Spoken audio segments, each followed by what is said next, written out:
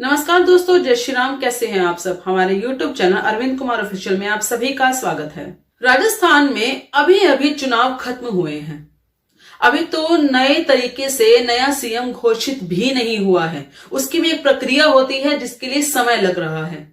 लेकिन जो जाने वाली सरकार यानी कि जो हार चुकी है वो कांग्रेस जाते जाते अपना कोई ना कोई खेल खेल ही गई। आपराधिक स्तर जो वहां पर बढ़ रहा था उसने कहीं ना कहीं अपना खेल दिखा ही दिया है। ऐसा मैं इसलिए कह रही हूं क्योंकि हाल ही में करनी सेना के जो मुख्य अध्यक्ष थे उनकी हत्या कर दी गई है। दिन दिहाड़े दो आदमी आते हैं, दो व्यक्ति आते हैं, उनके पास मेहमान की तरह व्यवहार करते हैं और देखते ही मौका उनके ऊपर गोलियां चला देते हैं।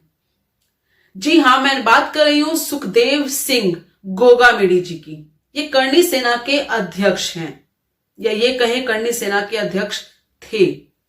अब इनकी मृत्यु हो चुकी है, इनकी हत्या की जा चुकी है और इस हत्या का पूरा की पूरा जो जिम्मेवारी ली है वो ली है लॉरेंस बिश्नोई गैंग ने।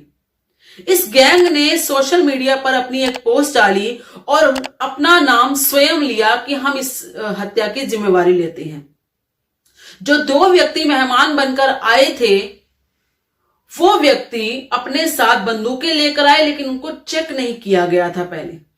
गोगामेडी जी के साथ दो लोग और थे, वो भी घायल किए गए, उनको भी गोली मारी गई है। लेकिन उनका मेन निशाना जो था वो गोगामेडी जी थे। गोगामेडी पर जिस तरीके से बंदूक से गोलियां बरसाई गई, उनका मेन टारगेट वही थे और वो चाहते थे कि वो मौके पर ही मारे जाएं, मार दिए जाएं। अब बताती हूं कि जो दो लोग जिस भेष में आए थे या जिस कारण से वो आए थे उनका नाम क्या है। कुछ सूत्रों के अनुसार उनका नाम, एक का नाम नितिन फौजी जो कि हरियाणा से है वो बताया जा रहा है, और दूसरा व्यक्ति रोहित राठौर बताया जा रहा है जो कि राजस्थान का रहने वाला है। इन दो व्यक्तियों ने मेहमान की तरह घुसकर पहले तो किसी तरह का कोई कार्ड, कोई शादी का कार्ड देने की कोशिश की, यानी कि मेहमान बनकर आए, और उसके बाद इन्होंने बंदूकें निकालकर गोलियां दागनी शुरू कर दी।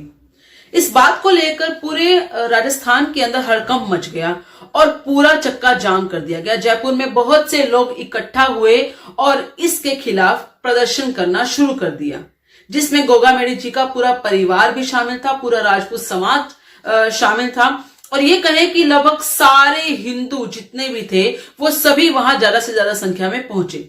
घर के जिस कोने के अंदर गोगामेडी जी की हत्या की गई है वहां की सीसीटीवी फुटेज भी सामने आई है, जिसमें साफ देखा जा सकता है कि दो लोग किस तरीके से गोलियां चला रहे हैं।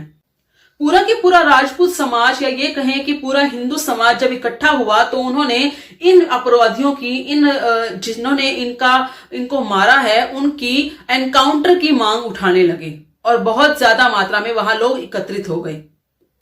तब इस बात पर सरकार ने संज्ञान लेते हुए ये कहा है, विश्वास दिलाया है कि उन लोगों को पकड़ लिया गया है। एक पूरा की पूरा आप ये कहें कि एक लेटर जारी किया गया है जिसको पढ़कर उनकी पत्नी ने बताया है कि उन अपराधियों को पकड़ लिया गया है और उनके ऊपर एनआईए के तहत एक अच्छे से इंक्वायरी करवाई जाएगी। साथ के साथ आपको ये भी बता दें कि जब तक नया सीएम अनाउंस नहीं होता तब तक सरकार उसी की रहती है जिसकी पिछली सरकार चल रही थी। यानी कि अगर ये माना जाए कि ये जो सारा हत्याकांड है ये अभी तक भी कांग्रेस की सरकार के अंडर ही आता है।